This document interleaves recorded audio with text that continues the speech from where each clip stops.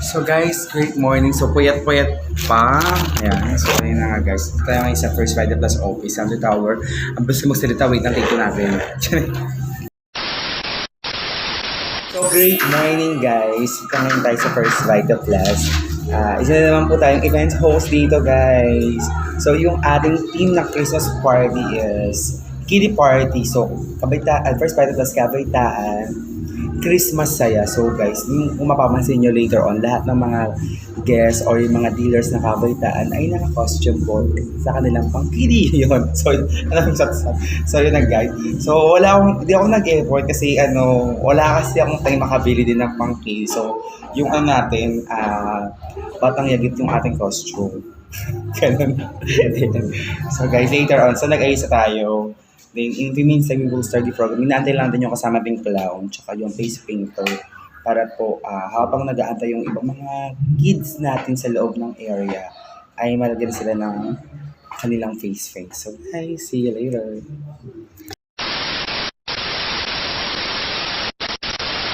So guys, kung mapapansin nyo nga ay mga naka-costume sila. So ayan guys, si Elsa. At hi! So bigyan ko pa ng Disney. Marites. Si Beauty. Tama ba? Sleeping Beauty. Oh, yes. Yun. Ako sleeping lang, walang beauty. Oo, sleeping lang. Oo nga eh. So ayan guys, sige natin yung setup sa labas. Tama dyan.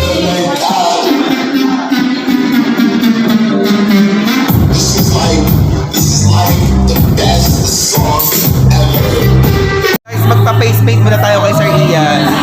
So, ayan guys. Ano dito ba? Ay, saan? Kasi wala akong costume, wala talaga talaga yun. Plain na lang. Oo, plain lang. Ano bang maganda? Mag-character na lang or design. Magiging kahit ako nila. Alam. Hindi ko na mahanap. Siya na mahanap sa face paint ko Wala kang pagod sa holiday na holiday. Wala. Ang favorite ko ikaw. Joke lang. Uy, wala yun na. Wala. Lagi lang. Lagi lang.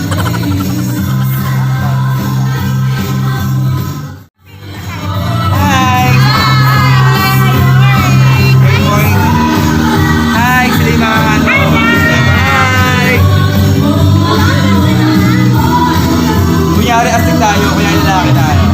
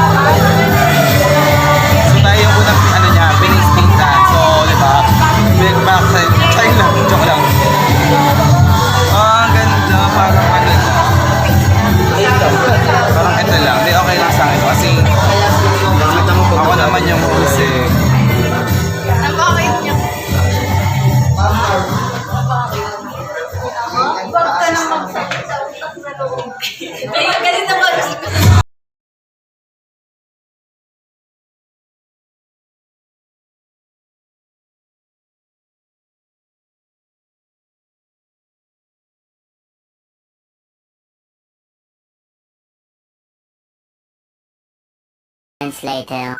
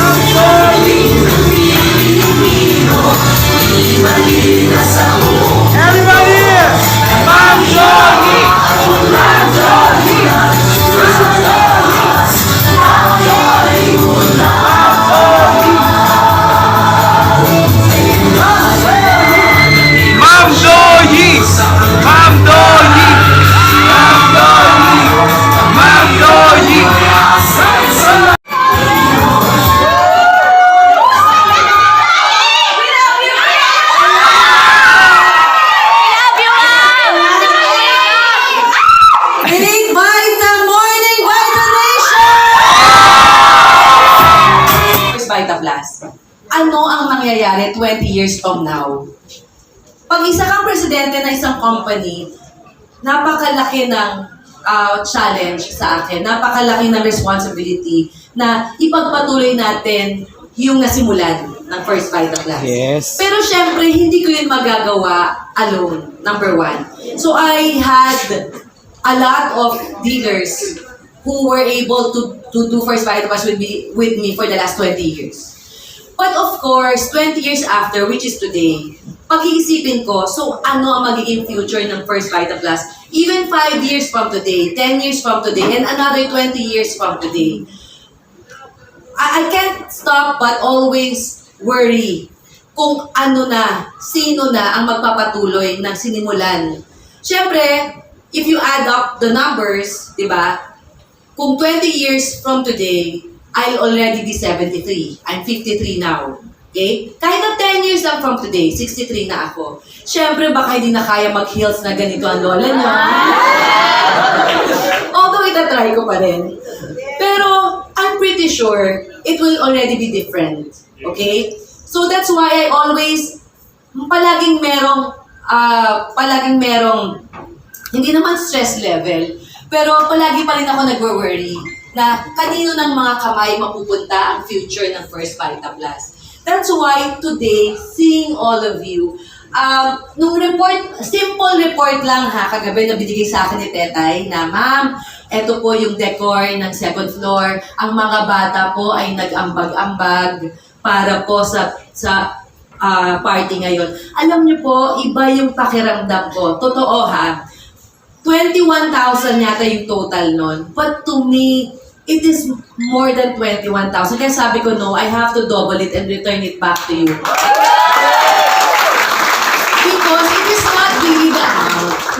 But it is yung wholeheartedly na talagang nag-contribute sa loob ng makakaya ng bawat isa para maging masaya po ang Kabaytaan Party. So that simple gesture, sabi ko, okay, I'm pretty sure that First Vital Plus future is in the right hands. The future belongs to my First Vital Plus kabaitaan na responsable, may malasakit, may pagmamahal talaga sa kumpanya. So, I want to thank you. I want to thank each and every one of you talaga from the bottom of my heart na at least kang paante na ako where First Vital Plus will be 5 years, 10 years, and 20 years from today. So, ngayong araw na to, ibabahagi ko lang yung mensahe ng First Vital Plus sa inyong lahat. So, every Christmas, I have my Christmas message. But today will be a little different because for the first time, we've seen again each other face-to-face after 2 years, after 3 years. Yung iba po, lumaki na. No, lumaki na. Yung iba, hindi pa rin lumaki. Aray ba? Sorry ha. Ay, sorry naman. Okay. Pero, and I love you more naman. Pero alam nyo, siguro yung unang-unang papasalamat natin is talaga the gift of life. Ito yung number one na sobrang pasalamat natin kasi despite of the pandemic, nag-survive tayo financially, hindi lang financially, pero we're here alive today celebrating this Christmas. So yun po ang napaka-importante. Many of our members in First Vital Plus didn't make it. Okay? In fact, yesterday po, nandun ako sa isang party ni Alan Babato na hindi was able to survive the pandemic. So we all remember them. But here we are, alive and very, very much energetic and very much sure of the future in First Vital Plus. Kaya naman siguro yung tatlong mensahe talaga is number 1, peace, kapayapaan. Number 2 is hope, pag-asa. At number 3, love, pagmamahal. Sa First Vital Plus, hindi lang basta mga salita na itong tatlong ito. Kung hindi, ito yung bawat isa sa inyo kasi patotoo nung salitang peace, kapayapaan. Na alam nyo, sa 20 years na ginagawa ko sa First Vital Plus, maraming mga bata maraming mga pamilya ang na-reunite. Siguro yung peace na sinasabi ko is maiintindihan nyo sa simpleng sasabihin ko na marami dito ngayon kumakain na 3 beses isang araw. Marami dito nung ngayon na nakakapag-aral na, nakakapagpatuloy na ng Yes. pag-aaral. Marami dito ngayon na anak na ng mga dealers na nabigyan sila na ng mas brighter future, ng mas magandang kinabukasan. Marami dito anak na ng mga dealers na dati hindi nila alam kung saan kukunin ang pang-araw-araw na pangangailangan. Pero dahil nag-First Vita Plus ang inyong mga magulang, andito kayo ngayon. You can study or pinili nyo kung saan nyo gusto mag-aral, anong course ang gusto nyo. Hindi sinabi sa inyo na, anak, hindi pwede kasi wala tayong pera. Hindi. Marami sa inyo dito na anak ng mga First Vita Plus dealers na nagsakripisyo para sa inyo, para mabigyan kayo ng magandang kinabukasan. So, that in itself is peace, kapayapaan, kasi hindi na kayo nakakarinig ng pag-aaway sa loob ng tahanan. Hindi na nakakarinig ng pag-aaway ng mga magulang kung saan kukunin ng araw-araw na kakainin. Hindi na kayo nakakarinig ng mga magulang nyo na nag-aaway dahil hindi kayo mapapag-aral. So, that is really peace in the true meaning of the word in First Vita Plus. Yun talaga yung kapayapaan natin. Pangalawa yung hope. Alam nyo, pag bata tayo, syempre punong-puno tayo ng pag-asa sa ating mga puso. Kaya lang, papaano kung isang araw sabihin sa inyo ng mga magulang nyo na hindi pwede. Hindi pwede yung pangarap mo kasi mahirap lang tayo. Pero sa First Vita Plus, hindi ganon. I always teach you that you have the power. Meron kang kakayanan para matupad ang bawat pangarap mo at para maging ikaw kung ano ang gusto mo dito sa First Vita Plus. Malaya ka. You are free. You are free to be who you truly are. Because here in First Vita Plus, I always encourage you to always find your power. At nandyan yan sa'yo. At ikaw, boses mo ang dapat papakinggan mo na nagsasabi na kaya mong gawin, kaya mong maging ikaw, kaya mong maging kung ano man ang gusto mo, basta nandito ka sa First Vita Plus. At ang pangatlo, yung salitang pagmamahal, love.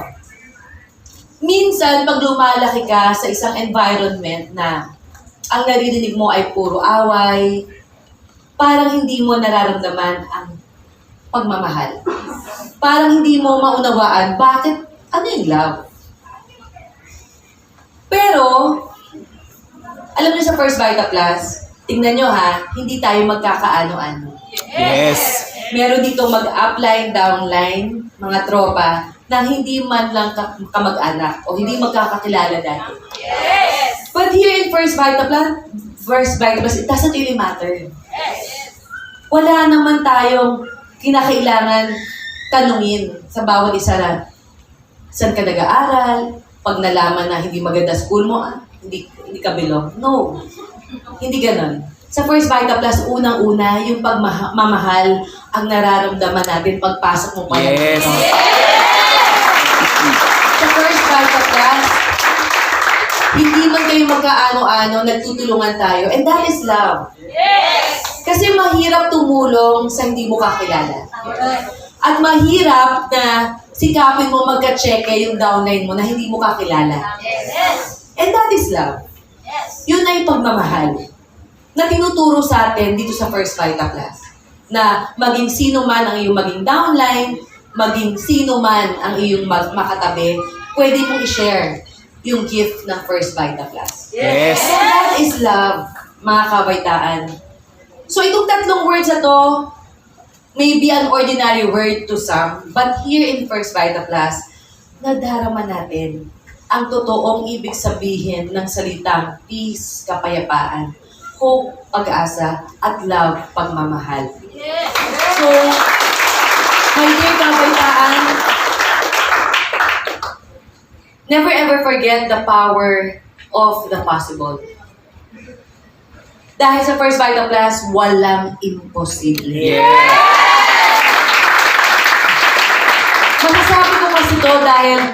nakikita ko pa lang ang bawat isa sa inyo, na sinasabi ko na sa sarili ko na, wala talaga imposible eh. Walang imposible. Kilala ko magulang ninyo, na dati ganito, pero ngayon, na iba na ang buhay. Kakilala ko kayo kasi maliliit pa kayo nun eh. Pero ngayon, nagpa-First Vita Plus na. So, wala talagang imposible. So, you always carry with you your power. Na yung power na lahat ay pwede mong gawin. So, siguro, as ay kabaitaan, that is one thing that you should always remember. Who you are. Why you are here. At wag mo hayaan na may ibang tao ang magsabi sa'yo ng hindi mo kaya. So, the power of the possible. Just believe. Believe in God na siya talaga ang nag-dictate lahat ng ano gagawin natin sa buhay natin. Believe in the company na lahat ay gagawin para sa kinabukasan ng maraming tao. But more importantly, believe in you. Maniwala ka sa kaya mong gawin sa First Vita Plus. Alam mo mga kabaitaan, very special ang 2022 kasi for two reasons. Nakasurvive tayo. Nakasurvive tayo as a company, nakasurvive tayo as a family, at nakasurvive tayo na wala, na hindi natin naramdaman na nagkaroon ng pandemic. So, that is very important to me as your president. And I know na walang magiging kasing ligaya ang Pasko ng bawat isa. Baon ng pag-asa at pangarap na mula sa inyo, aking mga kabaitaan. Wala sigurong makakahigit sa kahulugan ng pagdiriwang na nagmumula sa puso ng bawat isa sa atin dito sa First Vita Plus.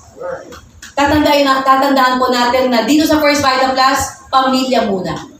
Pamilya ang una. Pamilya ko kayo, kayo ang pamilya ko.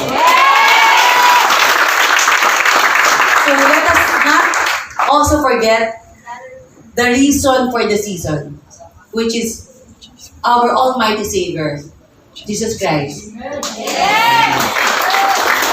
To whom we draw strength. Sa Kanya po talaga, sa mga maraming panahon na minsan ay mag-give up na rin ako, sa Kanya lang po ako makapit. Dahil sinasabi niya sa akin always, no, I'm here with you, everything is possible. So, ganun din po, that is also my message to each and every one of you. Huwag kayong bibitaw, huwag kayong bibitiw sa inyong mga pangarap kasi pwede maging posible sa First Vita. So, my dear kabaitaans, together, let us all keep the faith. Maniniwala po tayo every day. Let us work for hope. Let us share the power of the possible here in First Vita Plus. Mga kabaitaan, magiging maligaya po ang Pasko ng bawat isa. I'm sure of that. Magiging masagana, mapayapa at matagumpay pang lalo ang 2023 sa First Vita Plus. At lalo na sa kabaitaan ng First Vita. Maraming salamat at I love you all. Ayan. So guys, natapos na po yung ating Christmas party, kabaitaan, Christmas saya. So, sobrang nag-enjoy ang bawat isa. Sana naman nag-enjoy kayo. Kasi pagod na pagod ako. Na-joke lang. So, kasama ko si Michelle at saka si Kuya Ren. Grabe grabe si Kuya Ren po ay sobrang hanga-hanga ako dahil grabe yung pagiging DJ niya talaga. Kaya nakita ko sobrang focus na focus siya. Oh, the way he slow. English yung ginatama na yun. Basta hindi nababa yung music. Tsaka ang galing talaga. Professional. Yes! Tapos talaga napapajive talaga yung crowd, di ba? Parang ang sarap sa feeling. So, di ba? Ang ganda rin ng ating presidente, no? Tsaka yung mga anak nila. So guys, thank you for watching for this video. Bye! Abangan nyo ako sa podcast. Bye! Charing! Bye!